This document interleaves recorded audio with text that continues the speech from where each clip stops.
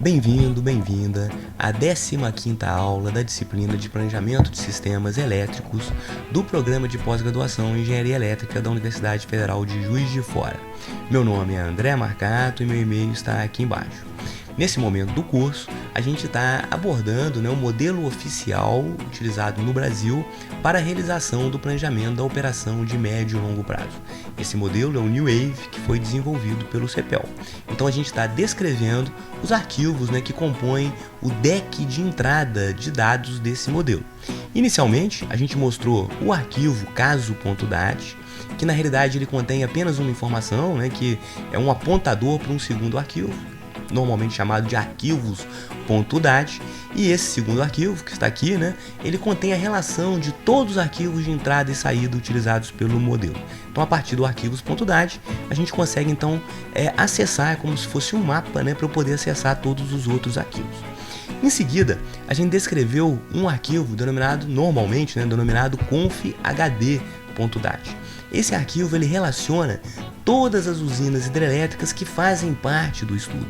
Isso, aquelas usinas que estão presentes desde o início do estudo até as usinas que entrarão em operação ao longo do período de planejamento. O modelo New Wave, por ser de médio e longo prazo, ele olha para 5, 10 anos à frente.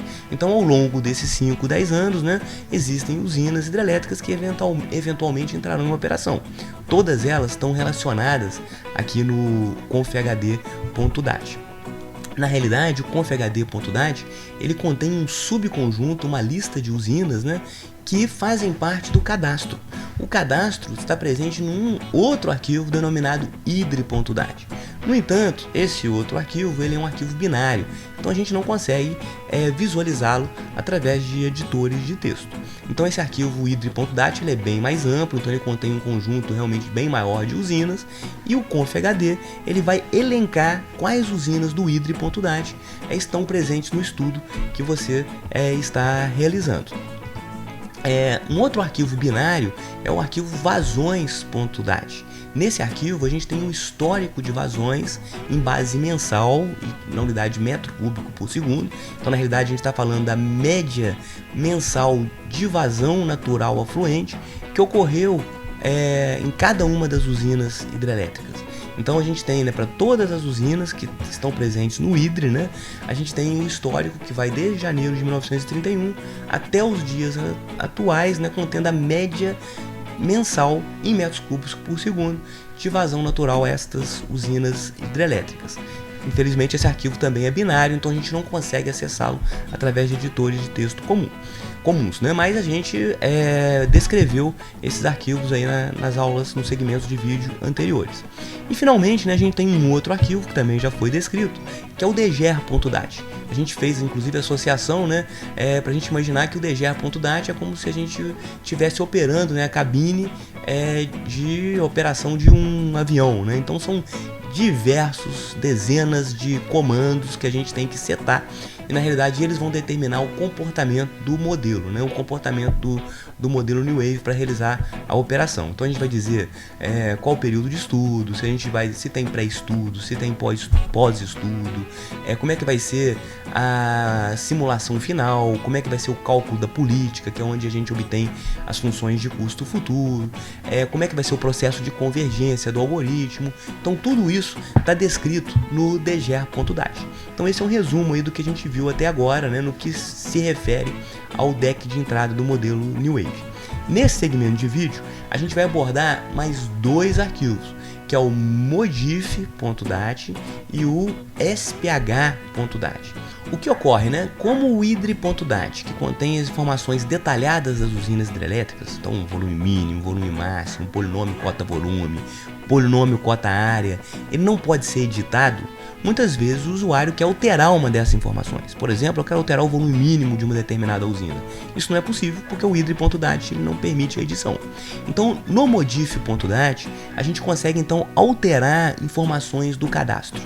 E mais ainda, existem algumas informações que a gente gostaria de alterar de forma temporal. Por exemplo, o volume máximo de uma determinada usina. Eu quero fazer o controle de cheia. Então eu quero em determinados meses do ano, eu quero deixar uma faixa do reservatório disponível, né, para absorver uma eventual onda de cheia. Então a gente faz com que o volume máximo da usina ele seja alterado no decorrer do período de planejamento. A gente consegue fazer isso através do modif.dat. Não só o volume máximo, mas também outras informações, como o volume mínimo, canal de fuga. A gente vai abordar isso na aula de hoje. E, obviamente, tudo isso causa rebatimento no que a gente viu na aula passada, que são os reservatórios equivalentes de energia. Então, se você está alterando o volume máximo da usina, por exemplo, você está alterando o volume útil. E aí, com isso, você altera a energia armazenada máxima. Então, a energia armazenada máxima de um determinado sistema ou de um reservatório equivalente de energia, ela vai variar, né, em função das informações que estão aqui nesse arquivo modif.dat. Um outro arquivo importante, né, que está muito atrelado ao modif.dat é o SPH. Então, se alguma usina ela vai entrar em operação ao longo dos 5 anos de estudo, essa usina a gente tem que informar, né, se ela, em qual mês que ela começa a encher o volume morto, em qual mês que entra o primeiro conjunto turbina-gerador, em qual mês que entra o segundo conjunto e assim por diante. E também as informações contidas no SPH, como são informações, né, que estão associadas à cronologia do estudo, isso também vai ter rebatimento no cálculo dos parâmetros lá do sistema equivalente, e a gente vai mostrar isso nesse segmento de vídeo. Um fato interessante de ser destacado é que nesse momento em que o curso está sendo gravado, no início de 2021, e a gente olha para 5 anos à frente, não existe a previsão de entrada nessa janela de tempo de nenhuma usina hidrelétrica de grande porte. Então, se a gente abrir aqui o arquivo de expansão hidráulica, ele está completamente vazio. Isso é algo inédito, né? Desde que o modelo New Wave ele começou a ser utilizado pelos agentes, né, isso na década de 90, isso nunca aconteceu, né? Sempre que a gente iria executar o modelo New Wave em um determinado mês e você olhava para 5 anos à frente, esse arquivo estava completamente povoado, né? Com várias usinas, às vezes dezenas de usinas entrando em operação ao longo dos próximos anos. Então, nesse momento, né, a gente realmente tem esse arquivo completamente vazio. Mas, de qualquer forma, a gente vai usar um caso, um deck anterior, né, para a gente mostrar como que esse arquivo ele é preenchido, como que ele é utilizado. Então, eu espero que vocês gostem, sintam-se à vontade para entrar em contato, para tirar dúvidas ou enviar sugestões. Então, vamos lá. Então, aberto um novo Colab, vamos colocar um título aqui, aula 15. Passo número 1 é a gente instalar o PySDDP. Nessa aula a gente está utilizando a versão 0.026, então pip install PySDDP igual 0.0.26.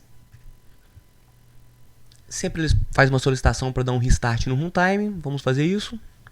Passo número 2 é a gente acessar um deck de entrada do modelo New Wave. Para isso a gente vai mapear uma pasta do Google Drive dentro do Google Colab. Então basta clicar nesse ícone aqui do Google Drive. Então permitir a conexão ao Google Drive e você vai escolher uma conta, né? Automaticamente ele já insere esse trecho de código necessário para fazer o mapeamento.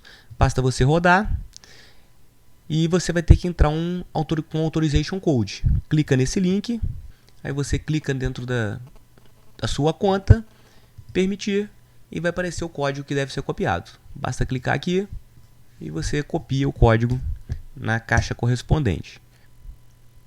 Excelente, então o seu Google Drive já está montado juntamente com o Google Colab. Se você clicar em atualizar aqui, já apareceu a sua pasta aqui do Drive, tá certo?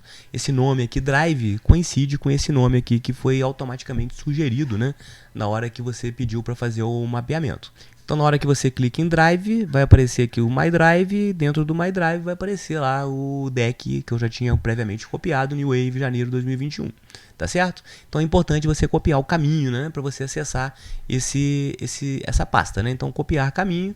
Aí aqui eu já vou inserir, né, caminho igual, entre aspas, né? Eu vou colocar o caminho onde estão os dados do deck, né? Então, eu vou inserir agora um novo bloco de código. E aí basta você trazer, né, a classe que você se interessa lá do PySDDP. No caso, né, então você tem que colocar from. Então da toolbox PySDDP, a gente vai importar a classe Pain, e da classe Pain, né, a gente vai importar a subclasse NewWave. Então basta fazer isso, né, e em seguida você escolhe um nome qualquer, que vai ser o objeto onde você vai instanciar, né, um objeto dessa classe. Você precisa informar o caminho, né, onde que estão os dados. Então na hora que você roda, apareceu aqui caminho is not defined, né, porque eu tinha esquecido de rodar esse bloco aqui anteriormente, né. Então rodei, na hora que eu rodo de novo agora vai dar certo. Ele está realizando a leitura. A gente pode observar que agora o processo é um pouco mais lento, porque inicialmente, né, ele está lendo mais arquivos, e na medida que ele está lendo esses arquivos, ele já está fazendo a integração entre eles, né? Então na hora que a gente lê, por exemplo, o modif, o SPH, isso tudo tem rebatimento, por exemplo, lá no confhd. Então ele demorou um pouquinho mais para realizar a leitura, mas nada muito gritante. Então a gente consegue perceber, né, que até na aula passada, esses arquivos aqui, né, o modif e o SPH, não estavam sendo lidos. Então o foco vai ser a gente trabalhar agora com esses dois arquivos. Já estão aparecendo aqui a leitura dos arquivos da aula, da próxima aula, da aula número 16, né, que é o REE e o sistema.dat. Então antes da gente avaliar, né, as funcionalidades do PySDDP para tratar o modif e o SPH, vamos dar uma olhada, né, um overview nesses arquivos. Então quando você abre a pasta do NewWave, né, você vai encontrar lá o modif.dat. Então vamos dar um duplo clique aqui para ver como é que esse arquivo é organizado. Já apareceu aqui no canto direito, né? Então eu vou aumentar um pouquinho o tamanho dessa janela para a gente poder observar como o modif é organizado. Felizmente o PySDDP vai realizar a leitura para nós, então a gente não vai ter que se preocupar com essa formatação, mas só para a gente poder dar um overview de como é que as informações estão dispostas, né? As duas linhas iniciais são linhas de comentário, não servem apenas como referência. Sempre a gente vai ter, né, a palavra-chave usina. Então essa palavra-chave ela tem que estar contida, né, nessas colunas iniciais demarcadas aqui lá na linha de referência. Então você vai escrever usina, aí tem que obrigatoriamente ter esse espaço aqui, e depois nesse outro campo você vai colocar o código da usina. Então no caso a gente está informando alterações para a usina 1. À direita aqui a gente tem liberdade para colocar qualquer coisa, isso vai servir apenas como comentário. Normalmente, né, o NS ele já coloca o nome da usina, que facilita você navegar pelo arquivo. Então, após a palavra usina, vem uma sequência de outras palavras-chave referentes, né, aos campos ou informações da usina, no caso aqui Camargos, que você quer alterar. E você vai elencando, né, todas essas palavras-chave até que uma nova palavra usina seja encontrada. Então aqui, né, a gente tem a usina 2 agora, que é Itutinga, a gente está alterando a vazão mínima de Itutinga. Então no manual do modelo NewWave, eu vou dar um Alt Tab aqui, a gente tem, né, a relação de todas essas palavras-chave, né? Então você pode utilizar a letra maiúscula ou minúscula, por exemplo, volmin vai alterar o volume mínimo da usina, o volmax, volume máximo, número de conjunto de máquinas e assim por diante, né? Você tem uma relação de todas essas palavras-chave. Então no caso, por exemplo, de Camargos, a gente está alterando, né, a vazão mínima para 34 metros cúbicos por segundo. As informações contidas nesse campo aqui, ela tem formatação, a formatação é livre, né?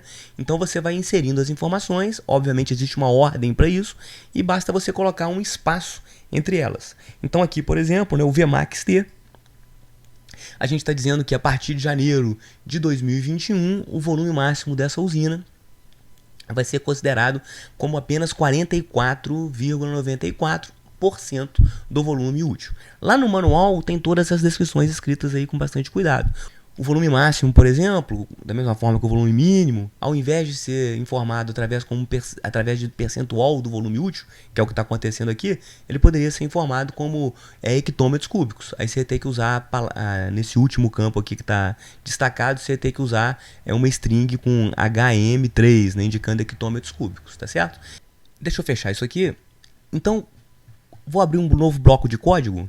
Se você quiser acessar especificamente os dados do modif.dat a partir do PySDDP, já que tudo está lido, né, nesse objeto caso, né, o que a gente pode fazer? Print caso ponto modif, aí você vai acessar especificamente, né, os dados do arquivo modif.dat, e aqui a gente tem um dicionário e dentro desse dicionário a gente tem um data frame. Então esse dicionário é o bloco usina e aqui a gente tem um data frame, e para isso, né, você vai precisar estudar para você poder manipular esse data frame, você precisa estudar um pouquinho, né, o pacote pandas do Python, né? Mas basicamente, né, quando eu executo esse trecho de código, ele vai imprimir essa tabela, né? Então a gente tem aqui, né, todas as modificações que foram listadas no modif, condensadas nessa tabela. Então aqui você tem ano, as colunas, né? Ano, código, comentário, mês, palavra-chave e assim por diante. Se você quiser saber o nome de todos os campos, né, desse data frame, é só você colocar aqui ponto columns e ele vai listar todos esses campos, né? Então você tem o campo ano, código, comentário, mês, palavra-chave e assim por diante, né? O código, né, é o código da usina.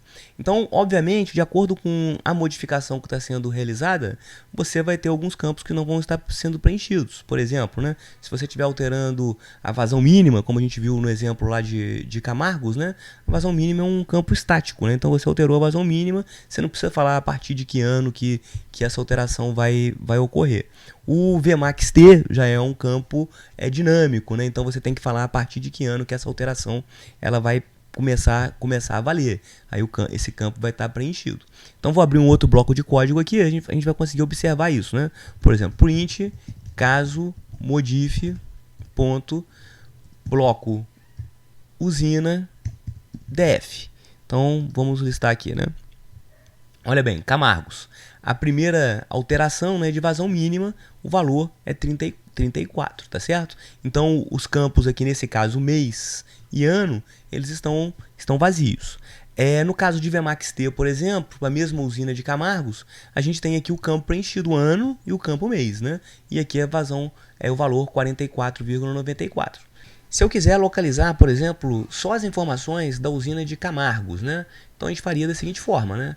Mais código, né? Vou colocar um outro bloco de código, então eu ponho print caso ponto modif ponto bloco usina df, e agora aqui eu vou colocar um filtro, né? Nesse filtro eu tenho que, infelizmente, digitar tudo de novo aqui, né? Caso ponto modif ponto bloco usina df. Aí agora aqui eu vou especificar qual coluna que eu quero, por exemplo, código, e aqui eu vou colocar igual a 1. E ele vai listar apenas as usinas de Camargos, né? Aqui eu acabei errando, né? Coloquei uma letra maiúscula onde não tinha, então é só alterar isso aqui, colocar minúsculo e vai dar certo. Tá lá, né? Então ele listou todas as alterações da usina de Camargos, tá certo?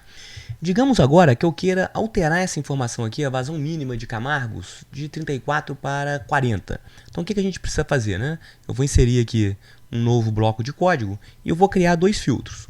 O filtro 1 vai ser bloco, vai ser caso.modif, bloco usina, def. Então aqui eu selecionei meu data frame e agora aqui eu vou dizer o seguinte, né? Que eu quero pegar o código igual a 1. Então esse aqui é meu primeiro filtro. O filtro 2 vai ser muito parecido, né? Modif.bloco usina df. Então eu seleciono meu data frame e agora aqui eu vou dizer que eu quero que a palavra-chave seja vasmin. Então eu criei aqui dois filtros, eu vou ter que utilizá-los conjuntamente, né? Então o que eu vou escrever aqui? Caso.modif.bloco usina, e aqui eu vou colocar df, né, para poder acessar o data frame, e aqui eu vou colocar filtro 1 e filtro 2. Vamos ver o que vai ocorrer. Na realidade é só um i comercial aqui. Tá lá, né? Então ele a única linha, né, que possui, né, é o código 1 e a palavra-chave vasmin é essa aqui. Então o que a gente vai querer fazer agora? Eu vou querer alterar esse conteúdo aqui, né? Então eu vou criar um novo bloco de código, vamos fazer por partes para ficar mais didático, né? Então eu vou colocar agora aqui caso.modif.bloco usina df, E aqui a gente vai usar esse comando aqui, né, o .lock. Eu vou especificar a condição que eu quero para a linha. Então a condição que eu quero para a linha vai ser filtro 1 e filtro 2. E aqui eu vou especificar a condição que eu quero para a coluna, né? A coluna eu quero pegar os valores aqui, valor A. Então quando você faz isso, ele vai selecionar justamente aquele valorzinho lá, o 34, né? E eu vou alterar esse valor para 40. Vamos ver se vai acontecer algum erro.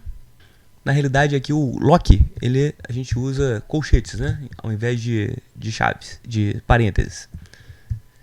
Então vamos lá. Pronto. Não imprimiu nada porque a gente não pediu que fosse impresso, né? Então vamos criar um novo bloco de código aqui. É só colocar caso, ponto. Vamos colocar agora print. Vamos repetir essa linha aqui de cima, né? Vamos ver se ele alterou o que a gente queria. Então basta você colocar isso aqui.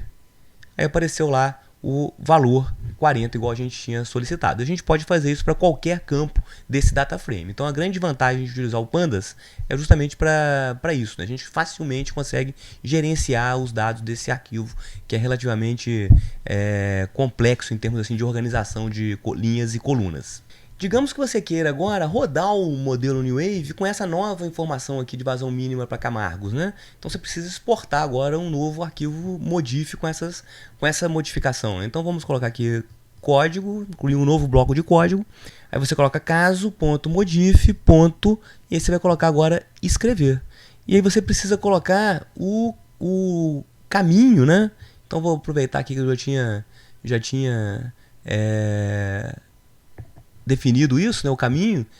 Então tá aqui, né? Só que você tem que incluir o nome do arquivo. Então você coloca aqui escrever, e aí você coloca barra, eu vou colocar aqui modif test.dat. Então ele vai gerar esse arquivo lá no diretório correspondente. Tá lá, a escrita do modif realizada com sucesso. Então se a gente dar um refresh aqui, né? Aí apareceu lá o modif teste. Se você dar um duplo clique, aí vai aparecer aqui agora a vazão mínima de Camargos com valor 40, igual você tinha especificado, né? Então, além de a gente conseguir, utilizando o PySDDP, ler as informações, né, do deck do New Wave, a gente consegue promover alterações e exportar essas alterações. Eu vou apagar esse arquivo aqui, né, para não ficar sujo o nosso deck.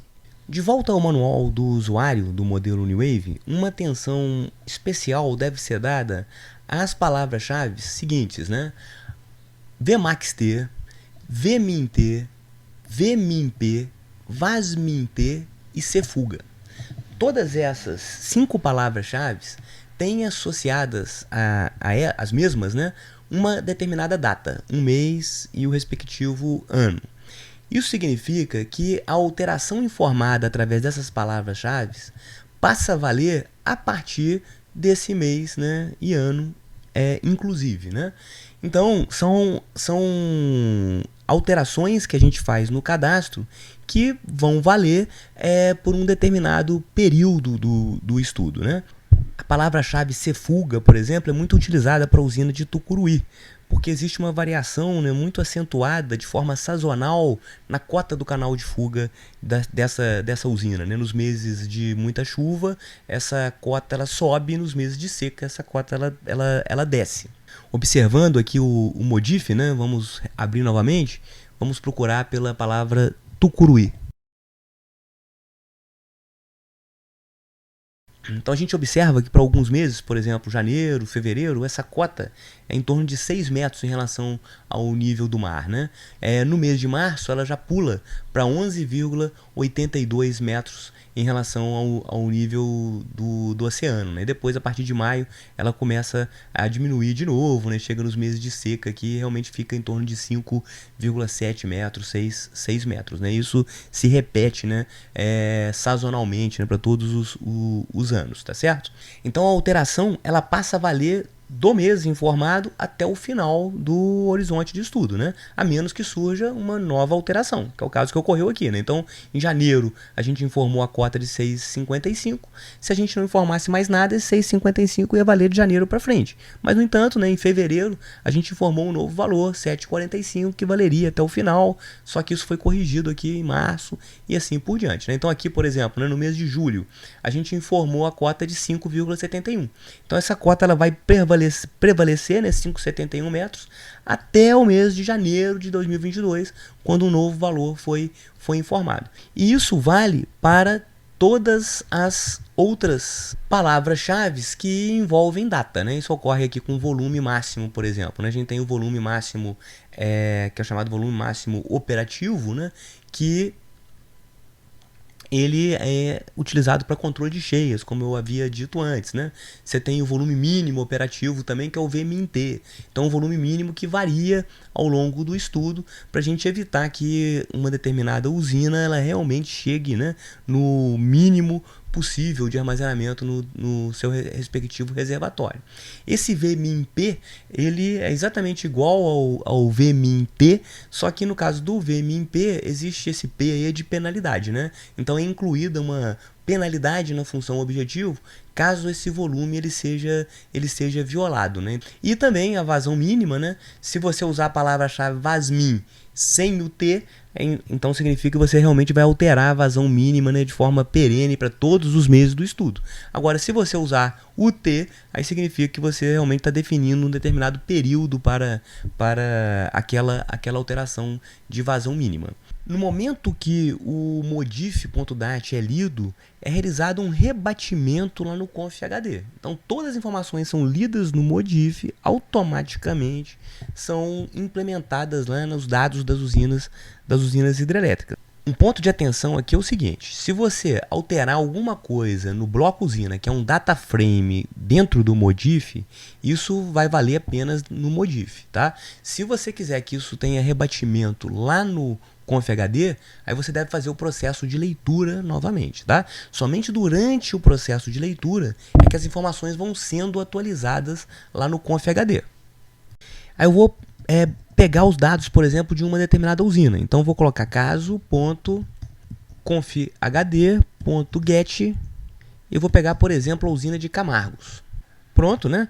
Então, nessa variável aqui, o HE, a gente tem um dicionário de dados com todas as informações da usina de Camargos. Aí, se eu colocar aqui print UHE e eu escolher VASMIN, observe que ele vai imprimir aqui o 34. Tá certo? Por quê, né? Embora eu tenha feito a alteração no data frame, a gente não realizou uma leitura, uma nova leitura no arquivo modif, tá certo? Então, atenção para esse aspecto. Eu poderia colocar, por exemplo, o volume mínimo temporal. Olha o que vai ser impresso.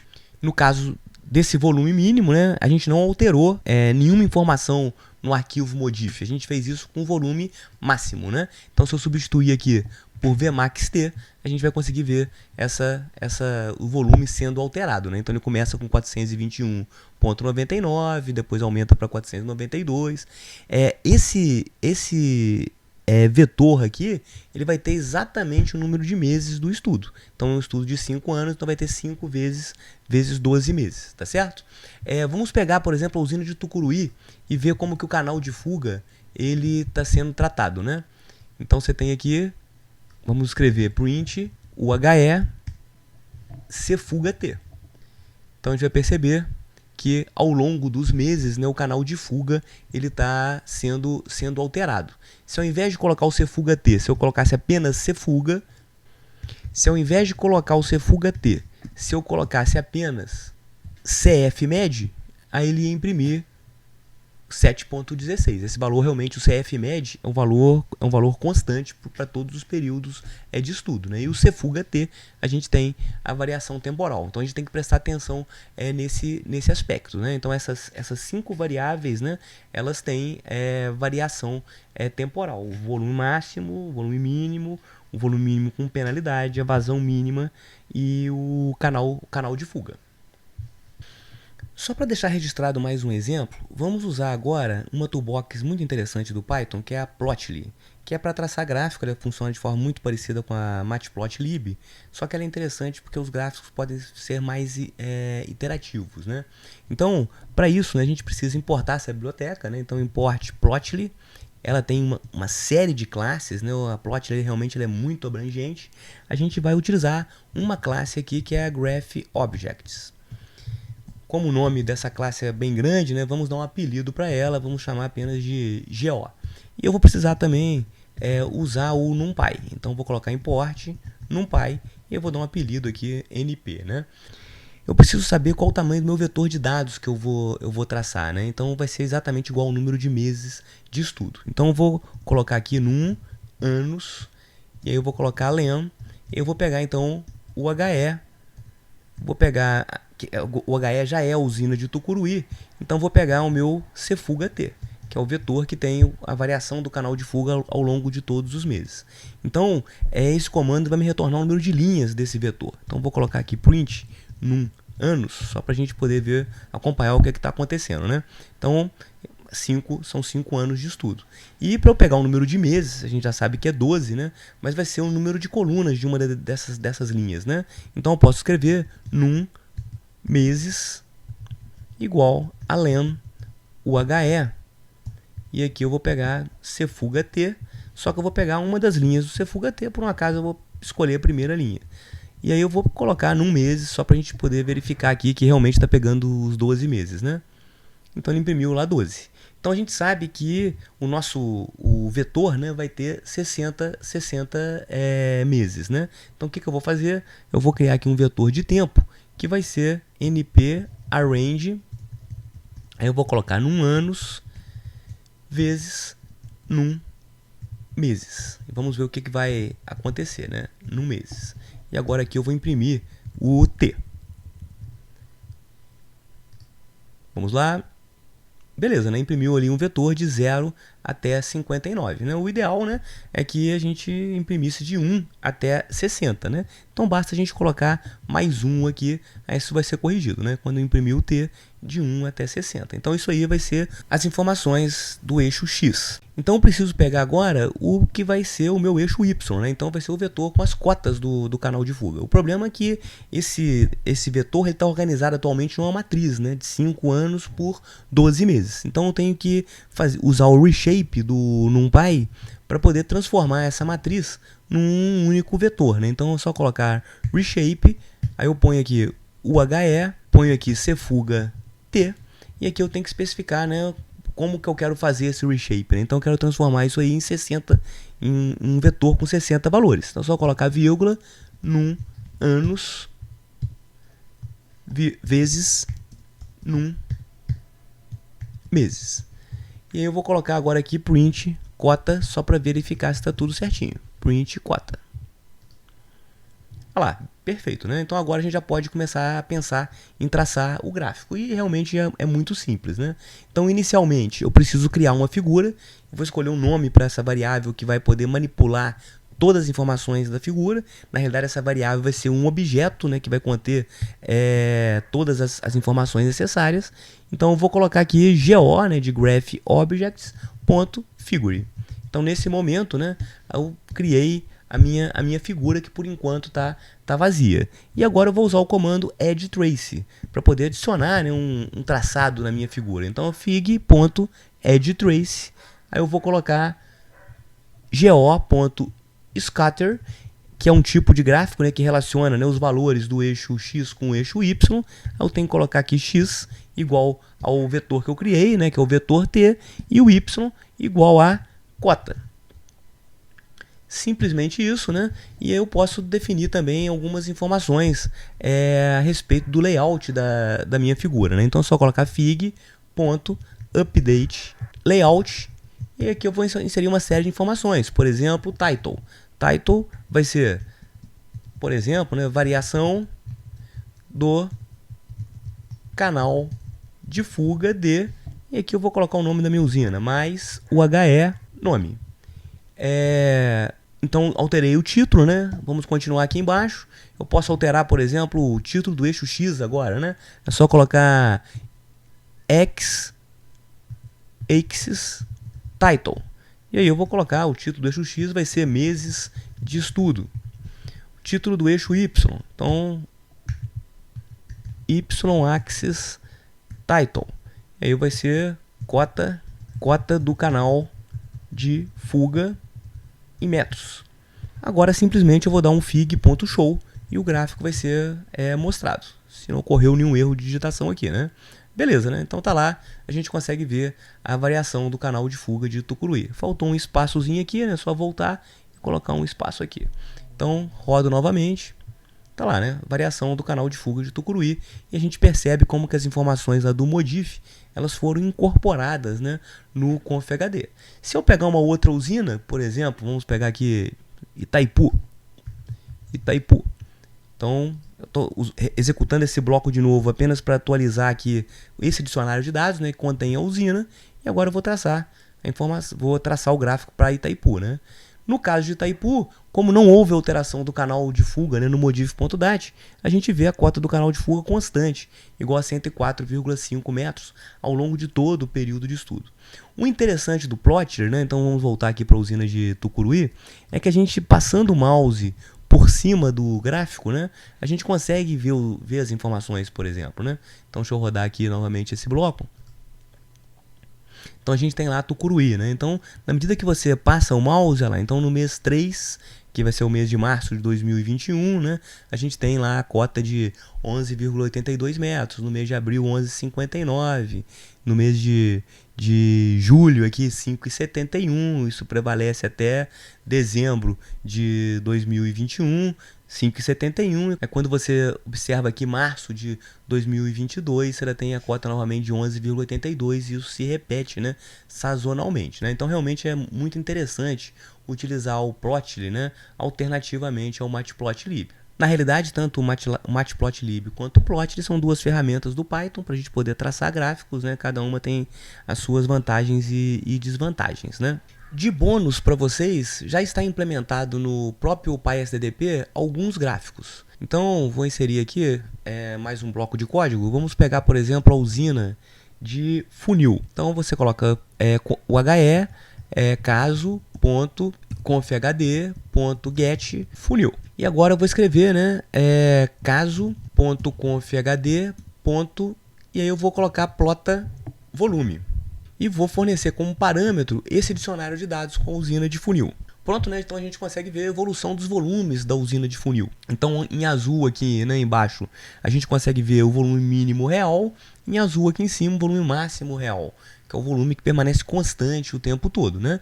E aqui a gente consegue perceber a evolução do volume máximo operativo da usina de funil, né? Então, em alguns meses, né, justamente nos meses de muita chuva, a gente reduz o volume máximo para poder fazer o controle de cheia. E no caso da usina de funil, a gente também tem o volume mínimo operativo.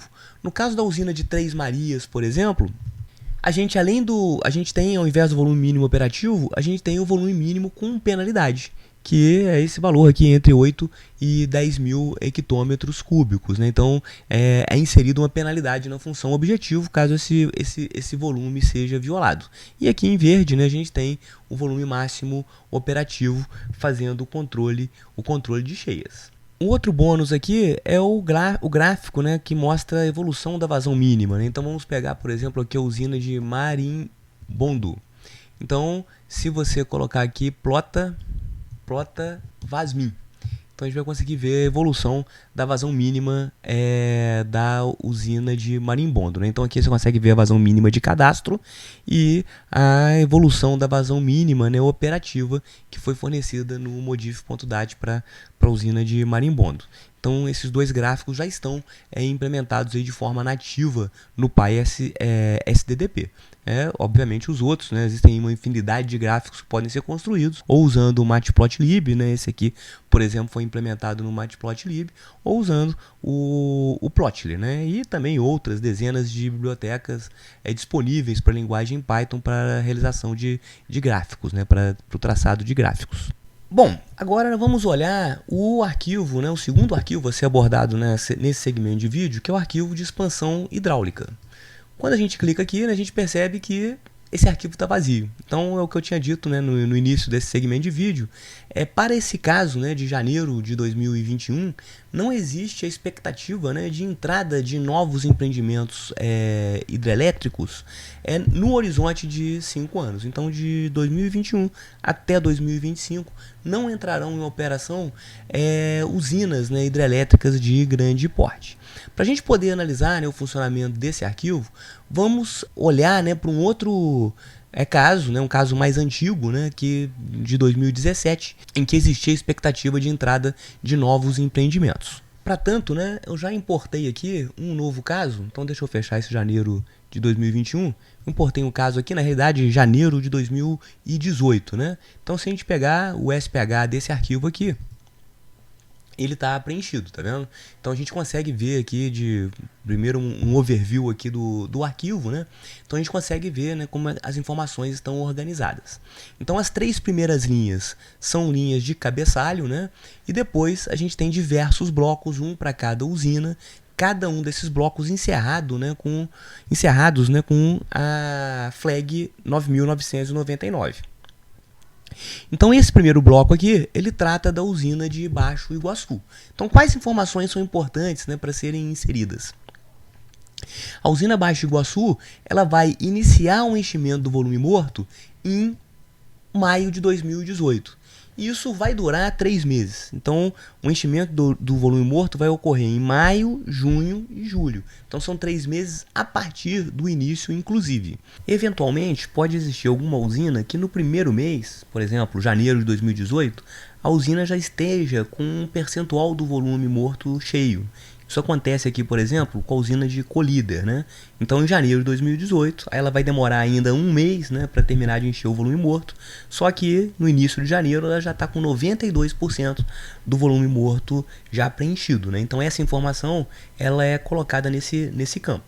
Então, na primeira linha, né, que é a linha justamente em que o nome da usina, o código da usina é fornecido, a gente coloca as informações, né, referentes ao enchimento do volume morto. A partir daí, a gente vai colocar as informações referentes à entrada dos grupos turbina-gerador, né? Então, em abril de 2019, a gente vai ter entrada do primeiro grupo, turbina-gerador, com a potência de 116,7 megawatts, né? Então, aqui a informação do número do grupo, né? Então, o primeiro grupo do conjunto 1. Depois, em maio de 2019, entra o segundo grupo, turbina-gerador. Aqui a informação, o segundo grupo, né? No conjunto 1 e assim por diante, tá certo? Existem casos especiais, por exemplo, o caso de Belo Monte, quando a gente estava em janeiro de 2018, 7 máquinas, né, 7 grupos turbina-gerador já haviam entrado em operação. Então, em março de 2018, entrou o 8º grupo turbina-gerador, pertencente ao conjunto 1 e assim por diante, né? Então, de 611,1 megawatts, né? Então, a gente fornece, né, a data de entrada de cada um dos grupos turbina-gerador. Obviamente, né, todos esses dados eles são automaticamente lidos pelo PySDDP e armazenados num data frame da mesma forma que a gente fez no Modif. Se a gente quiser alterar alguma dessas informações e exportar de novo, gerar um novo SPH, a gente altera diretamente o data frame e realiza o processo de escrita do arquivo SPH. Da mesma forma que o Modif, né? No momento que o conjunto de arquivos do DEC está sendo lido, automaticamente todas as informações do SPH já são transportadas, né, para o ConfHD. Então o ConfHD ele concentra as informações das usinas hidrelétricas, né? Então no processo de leitura dos arquivos, tanto o Modif quanto o SPH eles já transferem todos os detalhamentos, né, que são fornecidos nesses arquivos diretamente lá para os dados da usina em questão, né, que estão no ConfHD. Então vamos fechar esse arquivo aqui e eu vou copiar, né, o caminho onde encontra-se esse DEC, né? Então é só clicar aqui com o botão direito, né, e copiar caminho. Então eu vou inserir um novo bloco de código e vou colocar aqui caminho igual e vou dar um paste aqui, né, um colar. E eu vou criar agora aqui um outro objeto, né, chamar aqui de velho, que é o caso antigo, né? Então eu vou colocar aqui, né, new wave e vou colocar agora um novo caminho. Então ele vai ler agora todo o conjunto, né, todo o DEC de janeiro de 2018. Pronto, já foi lido, né? Então se você quiser, por exemplo, né, uma funcionalidade interessante aqui do PySDDP, né, se você colocar velho.confhd.plota expansão, ele vai fazer um resumo, né, desse arquivo expansão de forma gráfica, né? Então tá lá, né? Então ele mostra todas as usinas que estão entrando em operação ao longo dos 5 anos, né? Então aqui a gente percebe a usina, por exemplo, de Baixo Iguaçu. Em verde, né, a gente verifica que é o período de enchimento de volume morto. Em marrom, uma informação importante é quando a usina está submotorizada, né? A gente viu isso aí na aula dos dados cadastrais das usinas hidrelétricas. Então, na medida que as máquinas vão entrando, a usina ainda não vai ser considerada em conjunto com as outras, né? No processo de otimização, apenas quando ela atinge a potência de base. Antes de atingir a potência de base, a usina é denominada submotorizada. Então, durante esse período aqui em marrom, né, a usina de Baixo Iguaçu ela ainda está submotorizada. No momento que fica em preto, né, então a usina já está motorizada e sendo considerada no processo de otimização em conjunto com as demais usinas do sistema. Então a gente consegue ver aqui de forma bem resumida, né, a expansão do sistema ao longo do período de estudo.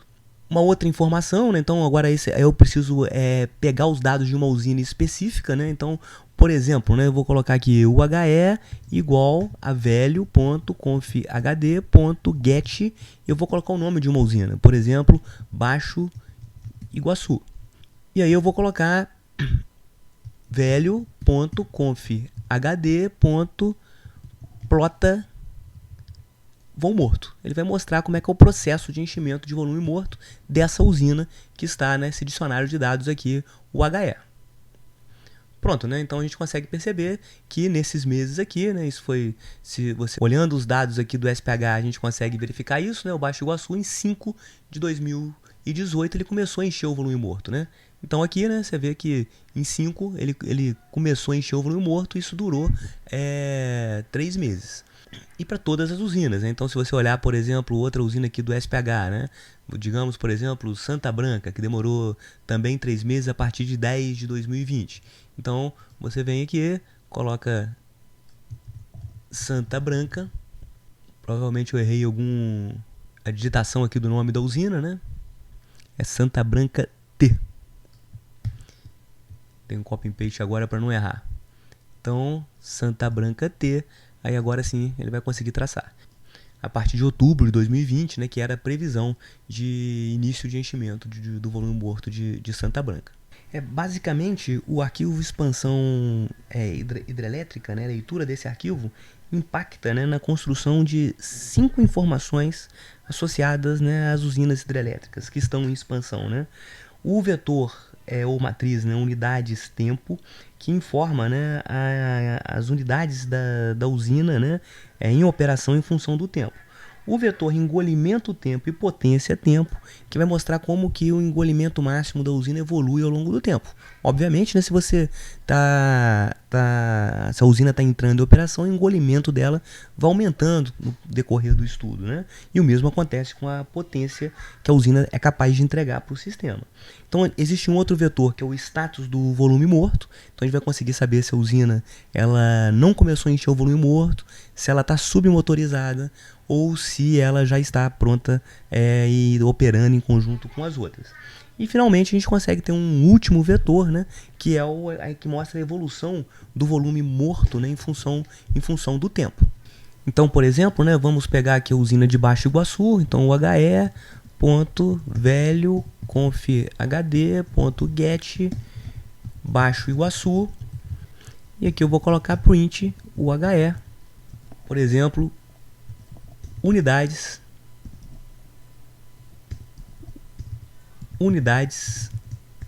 tempo.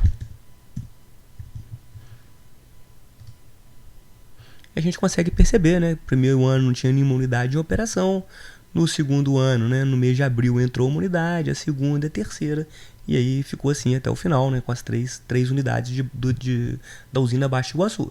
Se eu pegar, por exemplo, aqui Belo Monte, olha que interessante. Então, nos primeiros meses, né, a gente tinha 7 unidades que haviam entrado, né, antes do início do estudo, depois entrou a 8ª, 9ª e assim por diante.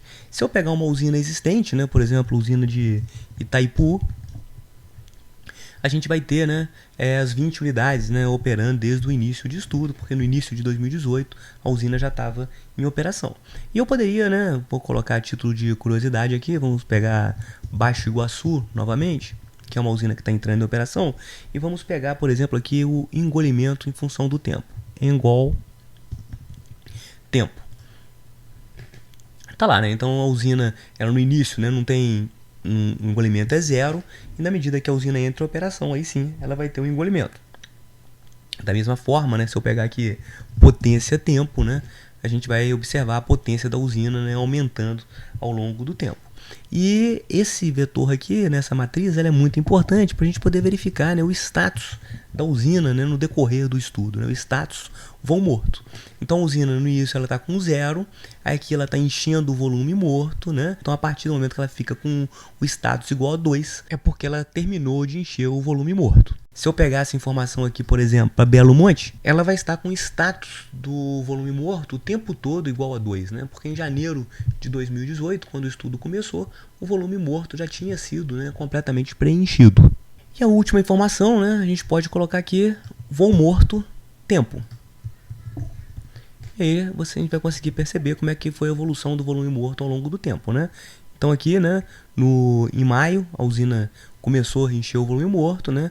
Então encheu 1/3, aí depois 2/3, e depois ela terminou de encher o volume morto, né? Se eu olhar aqui o SPH, a gente percebe justamente isso, né? Ela começa a encher em maio, e isso vai durar durante 3 meses. Então essa matriz aqui, né, ela mostra como foi, né, o enchimento de volume morto de cada uma das usinas. Se você escolher uma usina existente, se eu colocar aqui Tucuruí, por exemplo, isso vai ser 0 o tempo todo, né, porque a usina não teve enchimento de volume morto. Só vai existir valor diferente de 0 aqui para as usinas que estão realmente em expansão, estão entrando em operação no decorrer do período de estudo.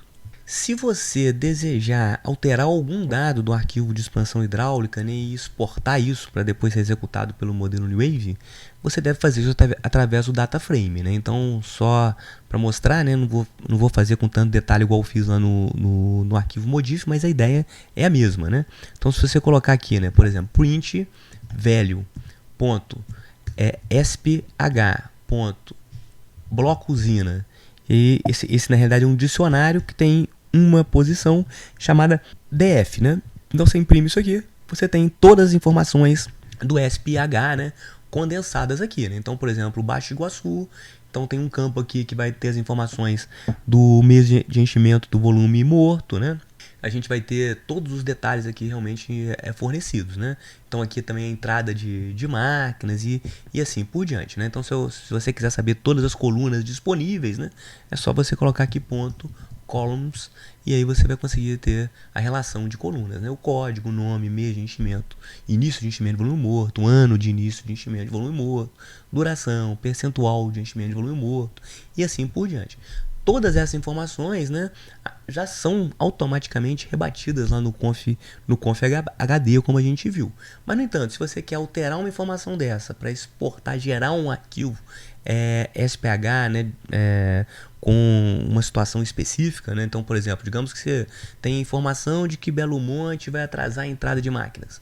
Aí você teria que alterar esse arquivo de expansão hidráulica, né? Você pode alterar diretamente esse arquivo, editando o arquivo texto, ou então você pode usar o PySDDP, né, e alterar aqui o data frame e realizar a exportação, tá certo? Então, esse data frame aqui, que pode ser acessado, né, através do Pandas, ele vai ser utilizado para isso aí, né, para gerenciar os dados, né, do arquivo de expansão hidráulica. Chegamos então ao final de mais esse segmento de vídeo, né? E a gente descreveu então os arquivos modif e SPH. No próximo segmento de vídeo, a gente vai abordar o arquivo REE, que descreve, né, os reservatórios equivalentes de energia, e o arquivo sistema, o REE.dat e o sistema.dat, né? São arquivos, o REE principalmente são arquivos bem simples, né? Então aqui a gente tem o REE, a gente tem simplesmente, né, o nome do reservatório equivalente, o seu código, né, o número do reservatório equivalente e o submercado ao qual ele está associado. Tem algumas outras informações aqui que a gente vai descrever, que são informações mais avançadas, né? Se você quer fazer simulação usina individualizada, por exemplo, a gente vai descrever isso no próximo segmento de vídeo. E o arquivo sistema.dat, Esse já é um pouco mais elaborado, né, que a gente vai falar sobre o curso de déficit, limites de intercâmbio, mais à frente um pouquinho o mercado de energia em cada previsto, né, demanda de energia prevista ao longo do estudo, né, para cada um dos submercados. A gente vai falar também a previsão das usinas não simuladas, das pequenas centrais hidrelétricas, das pequenas centrais termoelétricas, eólica, unidades fotovoltaicas, para cada um dos submercados, Sul, Sudeste, Norte e Nordeste. Então isso vai ser tema para o próximo segmento de vídeo. Espero que vocês nos acompanhem. Então, até a próxima. Muito obrigado.